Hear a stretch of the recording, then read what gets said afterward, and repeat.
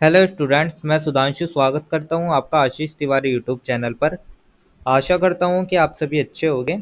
मैं इस चैनल के माध्यम से आप सभी के लिए लेकर आया हूं एक वीडियो लेक्चर सीरीज जो बेस्ड है बीए ऑनर्स पॉलिटिकल साइंस के पहले सेमेस्टर की colonialism and nationalism in India, Bharat में उपनिवेशवाद और राष्ट्रवाद नाम की एक इम्पोर्टेंट किताब पर, जो कि आपका डीएससी थर्ड का सब्जेक्ट रहने वाला है।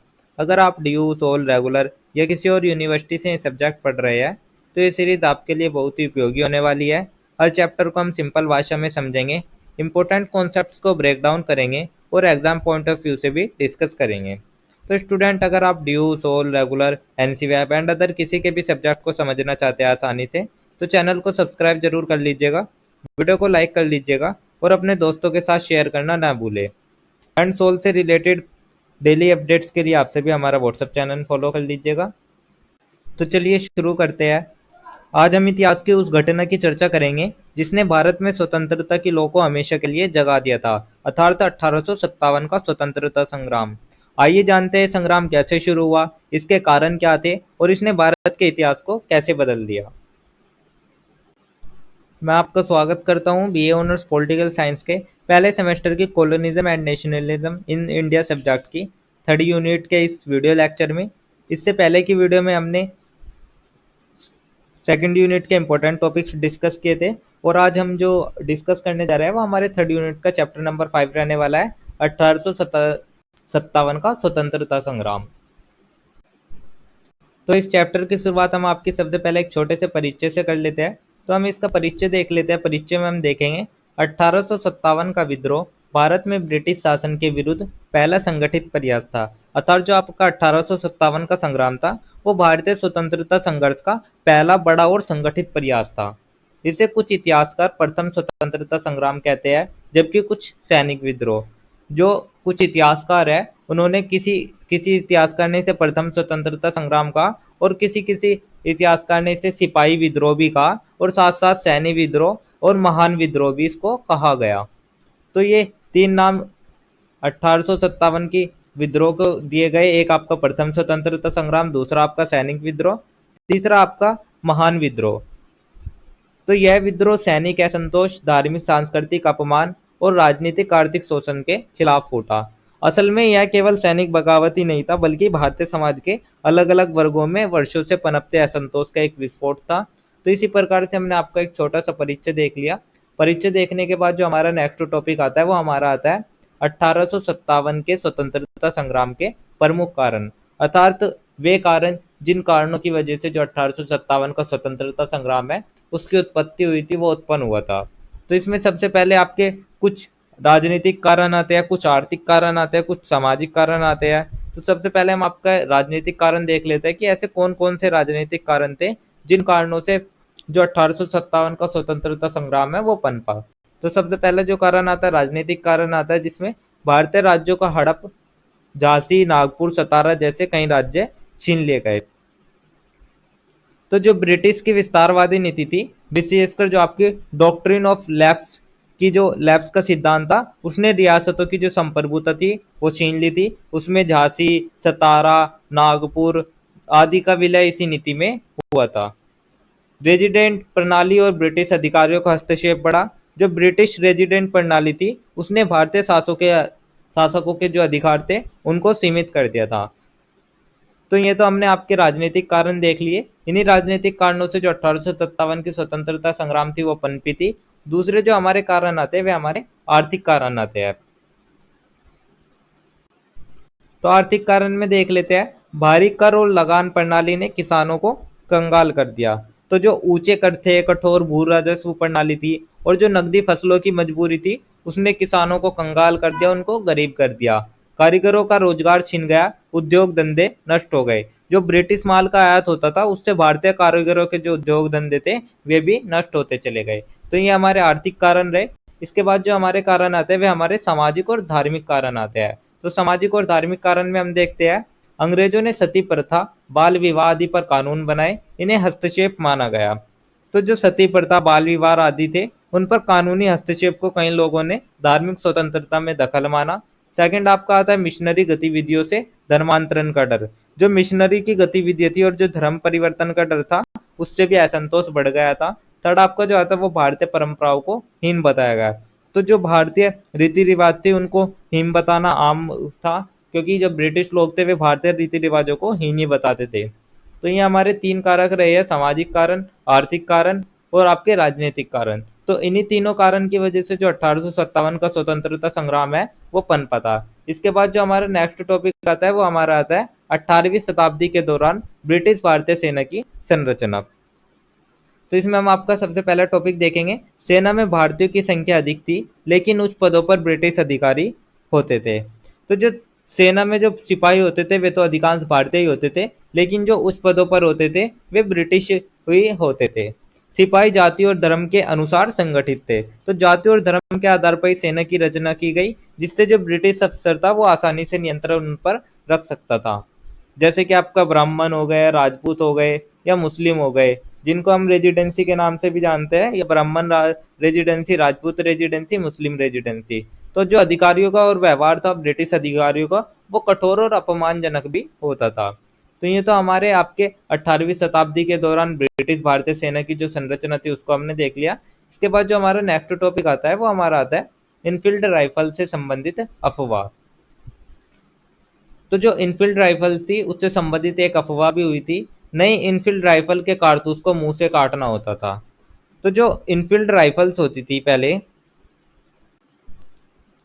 अफवाह फैली कि कारतूस में गाय और सुअर की चर्बी लगी है। तो जो 1857 में नई इनफील्ड राइफल्स के कारतूस थे उनमें गाय और सुअर की चर्बी होने की अफवाह फैली, और जो कारतूस होता था उसको मुंह से काटना पड़ता था, जिससे हिंदू और मुस्लिम दोनों को आहत हुई। इससे हिंदू और मुस्लिम दोनों आक्रोशित हुए। यह विद्रोह की चिंगारी बनी, और जो आपकी ये घटना थी यही विद्रोह की सीधी चिंगारी बनकर उभरी।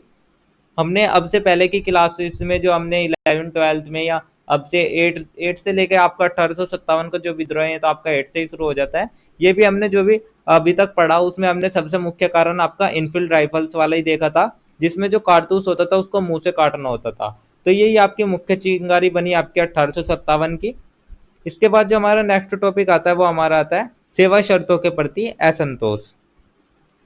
सैनिकों को विदेश भेजने की शर्तें बनाई गई, जिससे धार्मिक भावना आहत हुई।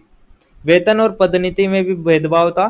तो जो सैनिक थे उनको विदेश सेवा के लिए मजबूर किया गया, जिससे उनके जो धार्मिक विश्वास है उनको भी ठेस पहुंची, और जो वेतन, पदोन्नति, जो व्यवहार था उनमें भी उनके साथ भेदभाव होता था। जो ब्रिटिश अधिकारी होते थे उनको अच्छी वेतन, अच्छी पदोन्नति और अच्छा व्यवहार किया जाता था, लेकिन जो भारतीय नागरिक होते थे उनको अच्छा वेतन, अच्छी पदोन्नति और अच्छा व्यवहार उनके साथ नहीं होता था। साथ ही सिपाहियों को गुलाम जैसा व्यवहार भी झेलना पड़ता था। तो यही आपके सेवा शर्तों के प्रति जो असंतोष था। इसके बाद जो हमारा नेक्स्ट टॉपिक आता है वो हमारा आता है स्वतंत्रता संग्राम की आंशिक सफलता। तो विद्रोह कुछ क्षेत्रों तक सीमित रहा, जैसे दिल्ली, मेरठ, कानपुर, झांसी, अवध आदि। तो जो विद्रोह था वो मेरठ से शुरू हुआ था, और मेरठ से शुरू होते होते दिल्ली, कानपुर, झांसी, अवध जैसे क्षेत्रों में फैल गया था। झांसी की रानी नाना साहेब, बेगम हजरत महल, बहादुर शाह जफर आदि ने नेतृत्व किया। तो जो झांसी की रानी लक्ष्मीबाई, तात्या टोपे, बेगम हजरत महल, बहादुर शाह जफर जो थे, ये सभी इसके 1857 के एक प्रमुख नेता माने जाते हैं। तो जैसे कि आप देख सकते हैं ये आपकी झांसी की रानी है, जो आपकी रानी लक्ष्मीबाई है। ये वे है, इन्होंने जब युद्ध किया था तो इनके साथ इनका एक छोटा बच्चा भी था, जिसको इन्होंने युद्ध में अपने साथ अपने कंधे से टांग कर तब युद्ध किया था। तो एक राष्ट्रीय नेतृत्व और संगठन की कमी रही। दक्षिण और पंजाब जैसे क्षेत्र इसमें शामिल नहीं हुए, लेकिन जो राष्ट्रीय स्तर पर संगठन था उसकी कमी रही इसमें, और कुछ क्षेत्रों की निष्क्रियता ने भी इसकी सफलता को सीमित कर दिया। तो ये जो स्वतंत्रता संग्राम की आंशिक सफलता के कारण थे वे यही कारण रहे। इसके बाद जो हमारा नेक्स्ट टॉपिक आता है वो हमारा आता है स्वतंत्रता संग्राम के प्रमुख परिणाम क्या रहे, अर्थात जो स्वतंत्रता संग्राम हुआ था 1857 में उसके क्या क्या परिणाम निकले। तो जो सबसे पहले प्रमुख परिणाम आता है वो आता है 1858 में कंपनी का शासन समाप्त हुआ, ब्रिटिश क्राउन ने सत्ता ली। तो सबसे पहले जो हमारा परिणाम आता है वो कंपनी शासन का अंत आता है। तो 1858 के भारत शासन अधिनियम से जो ईस्ट इंडिया कंपनी थी वो समाप्त हो गई और शासन ब्रिटिश क्राउन के अधीन आ गया था। सेकंड आपका वायसराय प्रणाली की शुरुआत हुई। तो दूसरा परिणाम हमारा यही रहा कि वायसराय प्रणाली की शुरुआत हो गई। जो गवर्नर जनरल का पद था वो अब वायसराय कहलाने लगा। थर्ड जो परिणाम आया वो आया, भारतीयों को प्रशासन में अधिक स्थान देने की घोषणा हुई। असली शक्ति फिर भी अंग्रेजों के पास रही। तो थर्ड जो हमारा परिणाम आता है वो आता है भारतीय रियासतों के साथ नई नीति। तो जो लैप्स का सिद्धांत था वो खत्म कर दिया गया और रियासतों को सहयोगी के रूप में भी रखा गया। नेक्स्ट जो परिणाम आया वो आया, भारतीयों में ब्रिटिश विरोधी चेतना मजबूत हुई। यह आधुनिक राष्ट्रवाद की नींव बनी। तो जो सेना में भी बदलाव हुए, जो भारतीय सैनिकों की संख्या थी वे घटा दी गई, जैसे कि तोपखाने जैसे विभाग केवल यूरोपियन के पास रहे। नेक्स्ट जो हमारा आता है वो हमारा धार्मिक नीति में बदलाव भी आता है। स्वतंत्रता संग्राम से हमारी धार्मिक नीति में भी बदलाव आया। तो जो ब्रिटिश सरकार थी उसने ये वादा किया था कि वे भारतीय धार्मिक मामलों में दखल नहीं देंगे। तो यही हमारे स्वतंत्रता संग्राम के प्रमुख परिणाम भी रहे। इसके बाद जो हमारा नेक्स्ट टॉपिक आता है वो हमारा सारांश आता है। अर्थात तो जितने भी हमने अभी तक इस चैप्टर में पढ़ा है उसको हम आपका कुछ सारांश के रूप में देख लेते हैं। तो सारांश में हम सबसे पहले यही देखेंगे, 1857 का संग्राम भारतीय संतोष का पहला विस्फोट था। तो जो 1857 का संग्राम था उसने भारत के स्वतंत्रता आधार आंदोलन की आधारशिला वो बना। यह पूर्णतः सफल नहीं हुआ लेकिन इसने स्वतंत्रता संग्राम की नींव रखी। जो आपका 1857 का संग्राम था ये भले ही असफल रहा लेकिन इसने जो ब्रिटिश शासन की जड़ें थी उनको हिला दिया। बाद के आंदोलनों को प्रेरणा यहीं से मिली। तो जो आपका ये संग्राम रहा इसने भारतीयों में राष्ट्रीय चेतना जगाई और जो आने वाले आंदोलन की उनकी राह भी तैयार करी।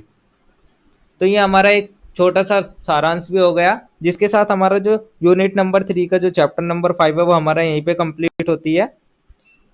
तो इसके बाद की जो पीढ़ियां थी उन्होंने इसी से प्रेरणा लेकर संघर्ष जारी रखा और जो अंततः 1947 थी उसमें हमारा जो भारत था वो स्वतंत्र हो गया।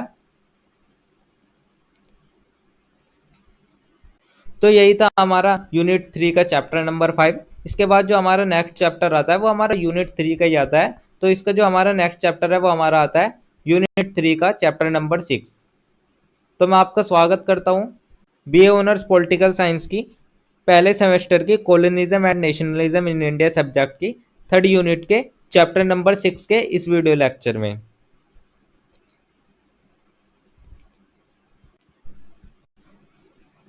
तो इसमें हम इस चैप्टर में जो हम बात करेंगे इसमें हम 18वीं और 19वीं सदी के उस दौर की यात्रा करेंगे जब भारतीय समाज में गहरी जमी बुराइयों के खिलाफ एक नई सोच और सुधार की लहर उठी। और ये सिर्फ आपके आंदोलन ही नहीं थे बल्कि एक वैचारिक क्रांति थी जिसने आधुनिक भारत की जो नींव थी वो रखती थी। तो यूनिट 3 का जो चैप्टर नंबर 6 है इसमें हम पढ़ेंगे भारत में प्रमुख सामाजिक और धार्मिक सुधार आंदोलन। तो इस चैप्टर की जो हम शुरुआत करते हैं वो हम आपका सबसे पहले एक छोटे से परिचय से इसकी शुरुआत कर लेते हैं। तो परिचय में सबसे पहले हम देखेंगे 18वीं स्टूडेंट जो 18वीं और 19वीं सदी का भारत था वो सामाजिक और धार्मिक दृष्टि से कई समस्याओं से घिरा हुआ था। तो 18वीं और 19वीं सदी में भारत में सामाजिक और धार्मिक सुधार आंदोलन शुरू हुए, जैसे कि समाज में सती प्रथा हो गई, बाल विवाह हो गई, अस्पृश्यता हो गई, जातिवाद हो गई और अंधविश्वास हो गई। ये सभी आपके गहरे फैले हुए थे। तो इन आंदोलनों का उद्देश्य था अंधविश्वास, जातिवाद, सतीवाद विवाह जैसे कुरीतियों को खत्म करना और समाज को आधुनिक बनाना। तो जो महिलाओं की स्थिति थी वो बहुत दयनीय थी।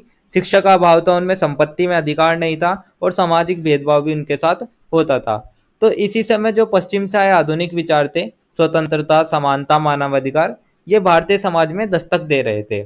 तो जो ब्रिटिश शासन के आने से शिक्षा, प्रशासन और कानून है उसमें भी बदलाव शुरू हुए और इससे जो लोगों की सुधार की सोच थी वो भी जानने लगी। और इन आंदोलनों का मुख्य उद्देश्य यही रहा था कि सामाजिक बुराइयों का उन्मूलन किया जाए, शिक्षा का प्रसार किया जाए और एक जागरूक, आधुनिक और समानतावादी समाज का निर्माण भी किया जाए। तो यह जो पुनर्जागरण था इसकी शुरुआत थी और इसने ही बाद में जो राष्ट्रवादी चेतना थी उसको भी जन्म दे दिया था। तो ये तो हमारा एक छोटा सा परिचय हो गया। इसके बाद जो हमारा नेक्स्ट टॉपिक आता है वो हमारा आता है सामाजिक और धार्मिक सुधार आंदोलन को परिभाषित करना और समझना। तो इसमें हम जो हमारे सामाजिक और धार्मिक सुधार आंदोलन है उनका मतलब क्या होता है उनको समझेंगे। तो जो सुधार आंदोलन होते हैं, सबसे पहले हम सुधार आंदोलन का मतलब समझ लेते हैं। तो जो सुधार आंदोलन होता है उसका मतलब यही होता है कि समाज में मौजूद बुराइयों को दूर करके उसे नैतिक और बौद्धिक रूप से बेहतर बनाना। तो जो 19वीं सदी में चले सामाजिक और धार्मिक सुधार आंदोलन थे वे आपके दो प्रकार के थे। सबसे पहले जो आते हैं वे आपके सामाजिक सुधार आंदोलन आते हैं। तो ऐसे आंदोलन जो समाज की कुरीतियों को खत्म करने के लिए उठाए गए।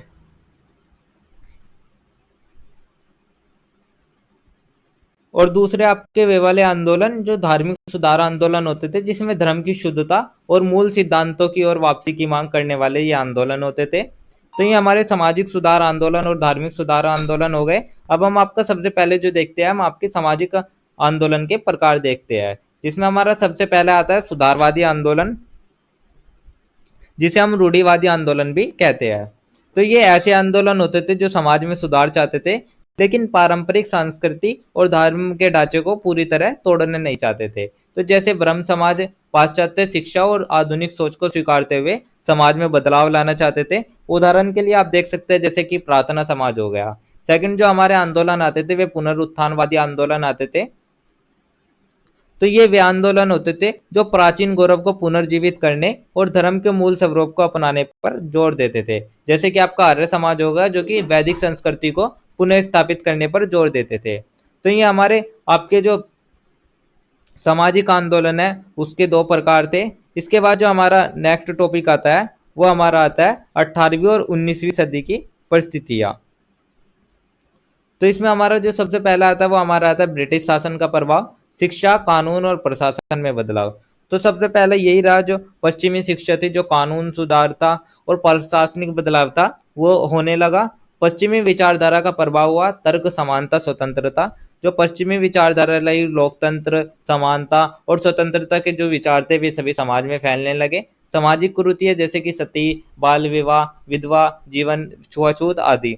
तो जो सामाजिक बुराइयां थी, सती प्रथा हो गई, बाल विवाह हो गई, प्रथा प्रथा हो गया, अस्पृश्यता हो गई, ये सभी होने लगी। और ब्रिटिश प्रेस और आधुनिक शासन ने विचार परिवर्तन में मदद की। तो प्रिंटिंग प्रेस जो थी उससे विचारों और ज्ञान के प्रसार में भी मदद मिली। और यही जो परिस्थितियां थी ये सुधार आंदोलन के लिए एक जमीन तैयार कर रही थी। तो ये हमारी 18वीं और 19वीं सदी की जो परिस्थितियां थी उसको हमने देख लिया। इसके बाद जो हमारा नेक्स्ट टॉपिक आता है वो हमारा आता है विभिन्न सामाजिक धार्मिक सुधार आंदोलन। तो जो हमारे कुछ सामाजिक धार्मिक सुधार आंदोलन भी रहे, जिसमें हमारा जो सबसे पहला आंदोलन आता है वो हमारा ब्रह्म समाज को लेकर आता है। तो जो ब्रह्म समाज के संस्थापक रहे वे राजा राम मोहन राय जी रहे, जिन्होंने 1828 में ब्रह्म समाज की स्थापना की। जैसे कि आप देख सकते हैं ये आपके राजा राम मोहन राय जी है। और इनका मुख्य उद्देश्य यही था, मूर्ति पूजा, सती प्रथा, बाल विवाह, बहु विवाह का विरोध। जो मूर्ति पूजा का विरोध होता था, सती प्रथा का अंत था, बाल विवाह का विरोध करना और एक ईश्वरवाद का प्रचार करना, यही हमारा जो राजा राम मोहन जी का ब्रह्म समाज का उद्देश्य था वो यही था।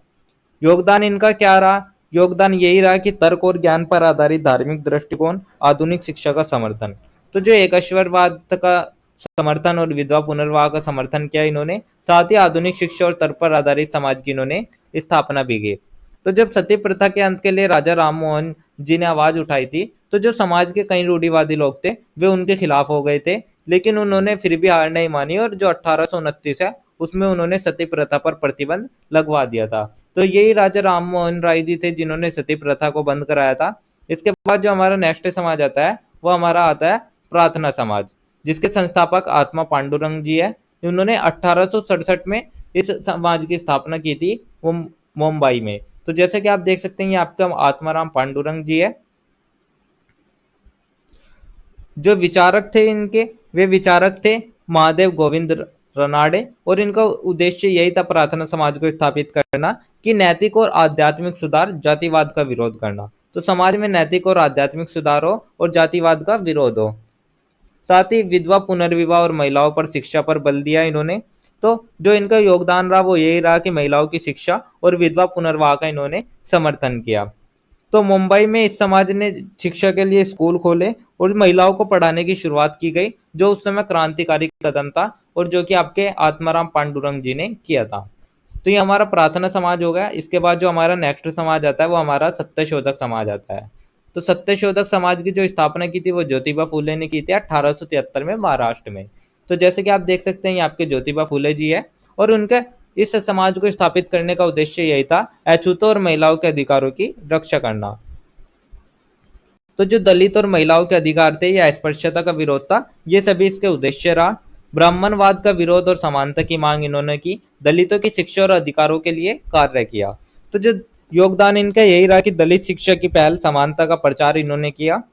तो जो ज्योतिराव फूले जी है और उनकी जो पत्नी थी सावित्रीबाई फूले, उन्होंने दलित बच्चों के लिए पहला स्कूल खोला था, जिससे कि समाज में एक नई रोशनी फैली थी। तो ये हमारा सत्यशोधक समाज रहा है। इसके बाद जो हमारा नेक्स्ट आता है वो हमारा आता है युवा बंगाल आंदोलन।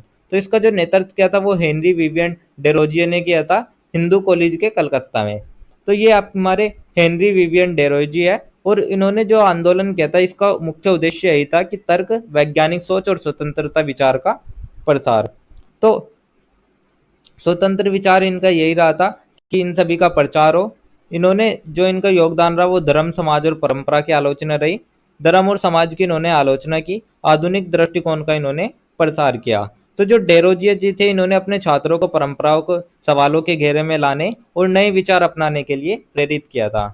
तो ये हमारा युवा बंगाल आंदोलन होगा। इसके बाद जो हमारा नेक्स्ट आया वो हमारे आर्य समाज आए।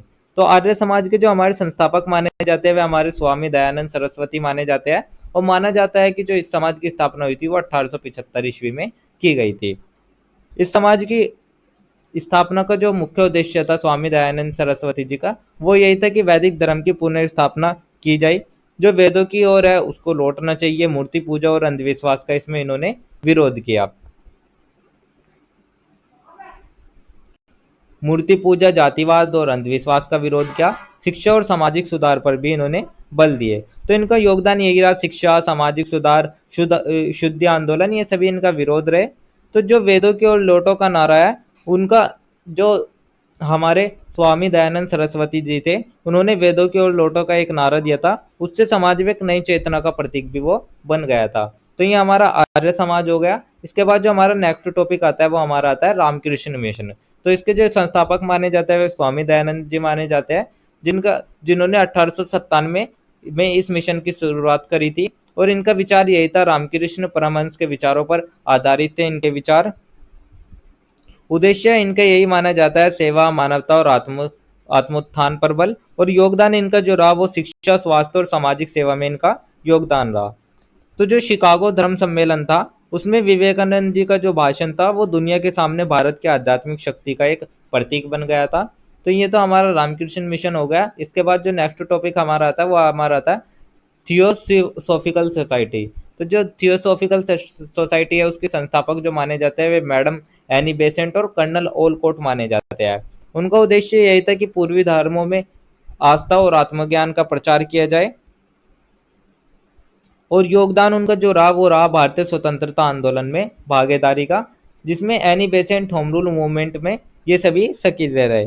तो यही हमारे थियोसॉफिकल सोसाइटी भी हो गई। तो ये हमने 6-7 आपके ऐसे टॉपिक देखे जिसमें हमारे कुछ समाज थे, कुछ मिशन थे, कुछ सोसाइटी थी, जिनको हमारे धार्मिक और सामाजिक सुधार आंदोलन के रूप में देखा गया। इसके बाद जो हमारा नेक्स्ट आता है वो हमारा एक छोटा सा सारांश आता है, अर्थात हम पूरे चैप्टर का जो हमारी एक तरीके से समरी है उसको देख लेते हैं।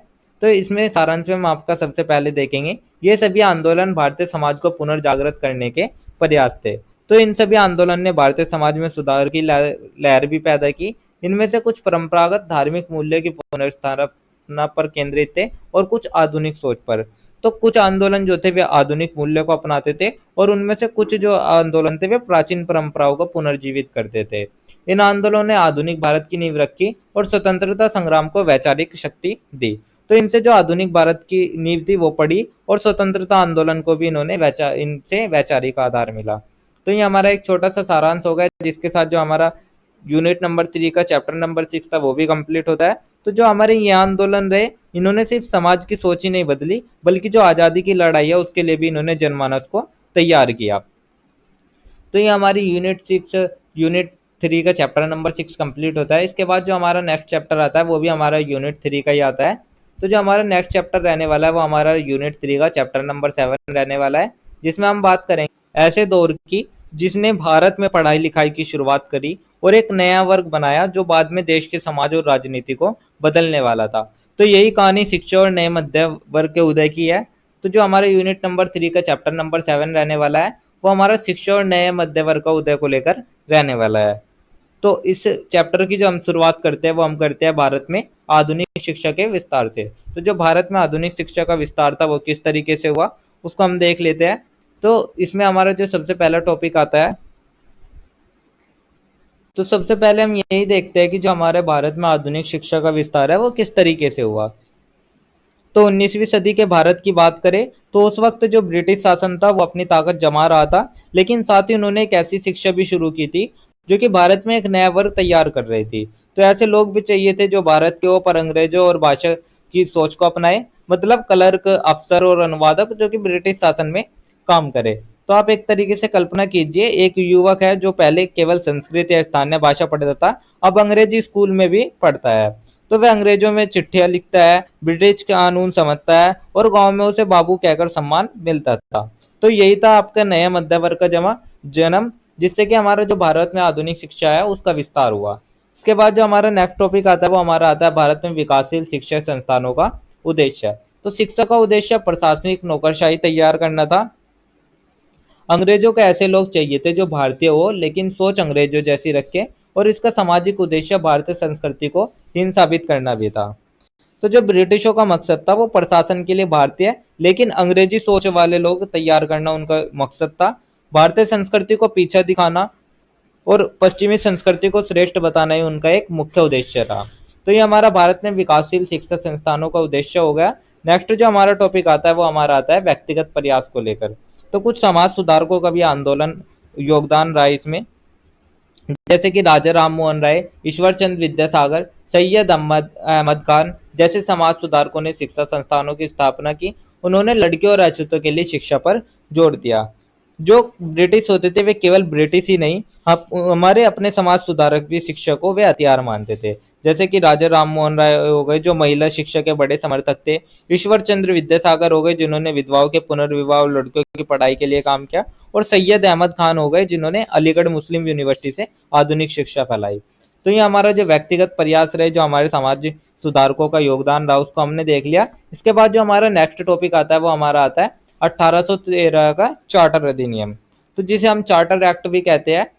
ये हमारा 1813 का चार्टर अधिनियम रहा। तो पहली इस जो चार्टर अधिनियम था इसमें पहली बार अंग्रेजों ने शिक्षा के लिए 1 लाख वार्षिक खर्च रखने का प्रावधान किया। यह फैसला धार्मिक प्रचार और आधुनिक शिक्षा दोनों के लिए था, लेकिन मतभेद थे पढ़ाई की भाषा और विषय को लेकर। तो जो आपका चार्टर एक्ट था इसमें पहली बार अंग्रेजों ने शिक्षा के लिए 1 लाख रुपए सालाना देने का फैसला किया, पर लड़ाई थी कि पढ़ाई की भाषा क्या हो और क्या विषय हो। तो ये हमारा चार्टर एक्ट रहा 1813 का। इसके बाद जो हमारा नेक्स्ट टॉपिक आता है वो हमारा आता है थॉमस मैकाले का मिंट्स 1835। तो जैसे कि आप देख सकते हैं ये आपके थॉमस मैकाले जी है। उसने अंग्रेजी को शिक्षा का माध्यम बनाने का सुझाव दिया। तो मैकाले ने कहा अंग्रेजी को ही शिक्षा की भाषा बनाओ। उद्देश्य उनका यही था, एक ऐसा बाबू वर्ग तैयार करना जो ब्रिटिश प्रशासन में सहायक बने। तो उनका मकसद यही रहा कि एक ऐसा बाबू वर्ग तैयार हो जाए जो अंग्रेजों के लिए सहायक बन सके। इसने पारंपरिक भारतीय शिक्षा की उपेक्षा की। तो उस वक्त पारंपरिक भारतीय शिक्षा की कोई अहमियत नहीं थी। तो यही थॉमस मैकाले का मिंट्स रहा। इसके बाद जो हमारा नेक्स्ट टॉपिक आता है वो हमारा आता है वुड्स डिस्पैच का। तो जैसे कि आप देख सकते हैं ये आपके वुड्स डिस्पैच जी है। तो इसे भारत में अंग्रेजी शिक्षा का मैग्ना कार्टा कहा गया। तो मैकाले ने कहा जो हमारे वुड डिस्पैच जी है इसे भारत में अंग्रेजी शिक्षा का मैग्ना कार्टा भी कहा जाता है। प्राथमिक, माध्यमिक, उच्च और महिला शिक्षा पर बल। इसमें प्राथमिक से लेकर उच्च शिक्षा और महिला शिक्षा पर भी जोर दिया गया।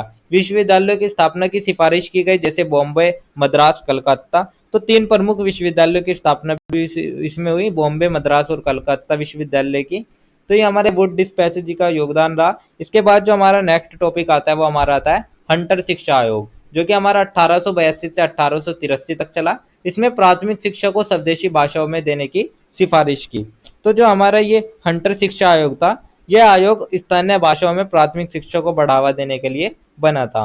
निजी संस्थाओं को शिक्षा के क्षेत्र में प्रोत्साहन देने की बात की गई। जो शिक्षा संस्थान थे उसमें सुधार और विस्तार का काम इसमें किया गया। इसके बाद जो हमारा नेक्स्ट टॉपिक आता है वो हमारा आता है भारतीय विश्वविद्यालय अधिनियम, जो कि हमारा 1904 में लागू किया गया था। तो इसमें विश्वविद्यालयों पर सरकारी नियंत्रण बढ़ाने का प्रयास किया गया। तो जो आपका भारतीय विश्वविद्यालय अधिनियम था इसने विश्वविद्यालयों पर सरकारी नियंत्रण बढ़ाया। शिक्षकों की नियुक्ति में सरकार की भूमिका इसने बढ़ाई। तो शिक्षकों की नियुक्ति में जो सरकार की अहम भूमिका थी वो भारतीय विश्वविद्यालय अधिनियम के तहत ही बनी। तो ये हमारा भारतीय विश्वविद्यालय अधिनियम रहा। इसके बाद जो हमारा नेक्स्ट टॉपिक आता है वो हमारा आता है शिक्षा नीति 1913 पर सरकारी प्रस्ताव। तो इसमें सरकार ने पहली बार शिक्षा को जन कल्याण का हिस्सा माना, परंतु अभी भी शिक्षा पर खर्च बहुत कम था।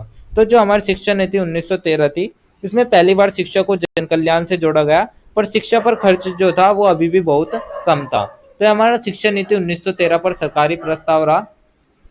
इसके बाद जो हमारा नेक्स्ट टॉपिक आता है वो हमारा सैडलर आयोग आता है, जो कि हमारा 1917 से 1919 तक चला। तो इसमें इंटरमीडिएट कॉलेज और विश्वविद्यालय को अलग किया जाए की बात की गई, व्यवसायिक शिक्षा पर बल देने की बात की गई। कलकत्ता विश्वविद्यालय के कामकाज की समीक्षा से शुरू होकर पूरे भारत की शिक्षा नीति प्रभावित हुई। तो जो सैडलर आयोग था, इसने इंटरमीडिएट कॉलेज और विश्वविद्यालय को अलग करने और व्यावसायिक शिक्षा को बढ़ावा देने की बात की थी। तो यही हमारा सैडलर आयोग था। इसके बाद जो हमारा नेक्स्ट टॉपिक आता है वो हमारा वर्धा योजना आती है, जो कि हमारी 1937 में चली थी। तो इसमें महात्मा गांधी की बेसिक शिक्षा योजना थी ये। तो महात्मा गांधी ने बेसिक एजुकेशन की योजना बनाई। उन्होंने कहा श्रम से शिक्षा, यानी काम के साथ शिक्षा होनी चाहिए। तो शिक्षा और श्रम को जोड़ा गया, जिससे कहा गया श्रम से शिक्षा। गांव में आत्मनिर्भर शिक्षा का ये उद्देश्य बना। तो यही हमारी वर्धा योजना थी। इसके बाद जो हमारी नेक्स्ट योजना आई वो हमारी सारजेट योजना आई, जिसमें द्वितीय विश्व युद्ध के दौरान ये प्रस्तुत की गई थी। इसका उद्देश्य था 40 सालों में सबके लिए शिक्षा और मुफ्त और अनिवार्य प्राथमिक शिक्षा, शिक्षकों की गुणवत्ता पर जोर। तो सार्जेट योजना में 40 साल के अंदर सभी को शिक्षा देने का लक्ष्य रखा गया था। यही हमारी सार्जेट योजना थी। इसके बाद जो हमारा नेक्स्ट टॉपिक आता है वो हमारा आता है प्रस्तावना, यूरोप में मध्य वर्ग का उदय। अर्थात जो यूरोप में मध्य वर्ग है उसका किस प्रकार से उदय हुआ था। तो सबसे पहले हम देखते हैं जो मध्य वर्ग का उदय यूरोप में हुआ था उसको देख लेते हैं। तो यूरोप में औद्योगिक क्रांति के बाद नया मध्य वर्ग उभरा, शिक्षित व्यवसाय विशेषज्ञ। तो जो औद्योगिक क्रांति थे उसके बाद यूरोप में एक नया वर्ग बना, जैसे कि शिक्षित, व्यापारी और विशेषज्ञों का। इस वर्ग ने राजनीतिक और सामाजिक बदलाव में बड़ी भूमिका निभाई। तो इन्होंने राजनीतिक और सामाजिक बदलाव में बड़ी भूमिका निभाई। यही हमारा यूरोप में मध्य वर्ग का उदय हुआ है ऐसे ही। इसके बाद जो भारतीय मध्य वर्ग का उदय है वो भारत में किस तरीके से हुआ। तो मध्य वर्ग में जो भारत का उदय है, भारत में जो मध्य वर्ग का उदय है वो किस प्रकार से, उसको देख लेते हैं। तो आधुनिक शिक्षा और सरकारी नौकरियों से एक नया शिक्षित वर्ग बना। तो भारत में भी आधुनिक शिक्षा और सरकारी नौकरियों से एक नया शिक्षित वर्ग बन गया था। इस वर्ग में शिक्षक, वकील, पत्रकार, लेखक आदि शामिल होते थे। और यही लोग खासकर बंगाल, बॉम्बे, मद्रास जैसे जो शहर होते उनमें रहते थे। तो यह वर्ग बंगाल, बॉम्बे, मद्रास जैसे शहरों में अधिक केंद्रित था। तो ये हमारा जो भारतीय मध्य वर्ग का उदय है उसको भी देख लिया। तो हमने जो मध्य वर्ग का उदय है यूरोप में और भारत में दोनों तरीके से देख लिया। इसके बाद जो हमारा नेक्स्ट टॉपिक आता है वो हमारा आता है भारतीय इतिहास में भारतीय मध्य वर्ग की क्या भूमिका थी। तो इसकी भूमिका में देख लेते हैं। सबसे पहला आता है सामाजिक और धार्मिक सुधार आंदोलन का नेतृत्व किया। तो जो आपका ये वर्ग था भारतीय मध्य वर्ग, इसने सामाजिक और धार्मिक सुधारों का नेतृत्व किया। स्वतंत्रता आंदोलन में प्रारंभिक नेतृत्व इस वर्ग के पास ही था। तो जो स्वतंत्रता संग्राम के शुरुआती दौर थे तो वे यही नेता बने। प्रेस, भाषण, संगठन जैसे जो लोकतांत्रिक माध्यम है उससे इनका उपयोग करके इन्होंने जनता को संगठित किया। तो यही भारतीय इतिहास में भारतीय मध्य वर्ग की भूमिका रही। इसके बाद जो हमारा नेक्स्ट टॉपिक आता है वो हमारा राजनीतिक प्रभाव को लेकर आता है। तो राजनीतिक प्रभाव में हम देखते हैं कांग्रेस जैसी राजनीतिक संस्थाओं की स्थापना में महत्वपूर्ण भूमिका निभाई। तो जो कांग्रेस जैसी संस्था की उसकी स्थापना भी इसी वर्ग ने की थी। राष्ट्रवाद, स्वराज और आत्मनिर्भरता के विचार फैलाए। धीरे धीरे यह वर्ग श्रमिक और कृषक आंदोलनों से जुड़ता गया। तो जो धीरे धीरे भारत की जनता थी उसको संगठित करने का काम राजनीतिक प्रभाव से भी किया गया। इतना सब देखने के बाद हम आपका एक छोटा सा सारांश देख लेते हैं। तो सारांश में हम आपका यही देखेंगे। सबसे पहले हम देखेंगे आधुनिक शिक्षा ने भारत में एक जागरूक और सक्रिय मध्य वर्ग तैयार किया। तो जो आधुनिक शिक्षा थी उसने भारत में एक जागरूक और सक्रिय मध्य वर्ग बनाया। इस वर्ग ने न केवल सामाजिक सुधार बल्कि राजनीतिक परिवर्तन भी महत्वपूर्ण दिए। तो जो आपका ये वर्ग था इसने समाज सुधारों, राजनीतिक बदलाव और स्वतंत्रता संग्राम में भी अहम भूमिका निभाई है। अंग्रेजों द्वारा दी गई शिक्षा ने एक तरफ औपनिवेशिक हिस्सा दे, दूसरी ओर भारतीय चेतना भी जागृत की। तो जहां अंग्रेजी शिक्षा ने औपनिवेशिक हिस्सा दे, वहीं उसने भारतीय चेतना को भी जगाया। तो यही था हमारा एक छोटा सा निष्कर्ष, जिसके साथ हमारा जो यूनिट नंबर 3 का चैप्टर नंबर 7 है वो यहीं पे कंप्लीट होता है। तो स्टूडेंट ये थी कहानी शिक्षा और नए मध्य वर्ग के उदय की। तो इसके साथ ही हमारी जो यूनिट नंबर 3 है वो भी हमारी कंप्लीट होती है, क्योंकि इसमें हमारे 3 ही चैप्टर थे, 5, 6 और 7, जो कि मैंने तीनों चैप्टर आपको इस लेक्चर में एक्सप्लेन कर दिया है। तो ये थी आपकी थर्ड यूनिट, जिसके इंपॉर्टेंट टॉपिक्स मैंने आपको शॉर्ट्स में एक्सप्लेन कर दिया है। अगर किसी स्टूडेंट को नोट्स चाहिए होंगे तो आप हमारा टेलीग्राम चैनल ज्वाइन कर लीजिएगा, वहाँ आपको ये नोट्स मिल जाएंगे। एंड अगर किसी भी स्टूडेंट का कोई डाउट या क्वेरी होगी तो आप हमारे कमेंट सेक्शन में इंस्टा पेज को फॉलो करके भी पूछ सकते हैं। डेली अपडेट्स के लिए आप सभी हमारा व्हाट्सअप चैनल ज्वाइन कर लीजिएगा। अगर आपको ये लेक्चर उपयोगी लगा तो वीडियो को लाइक कर लीजिएगा, चैनल को सब्सक्राइब कर लीजिएगा और अगले अध्याय के लिए तैयार रहे, जहां हम बात करेंगे आपके फोर्थ यूनिट के बारे में, जिसमें हम राष्ट्रवादी राजनीति और इसके सामाजिक आधार का विस्तार को देखेंगे। तो आप सभी का बहुत बहुत धन्यवाद। आपका दिन शुभ रहे।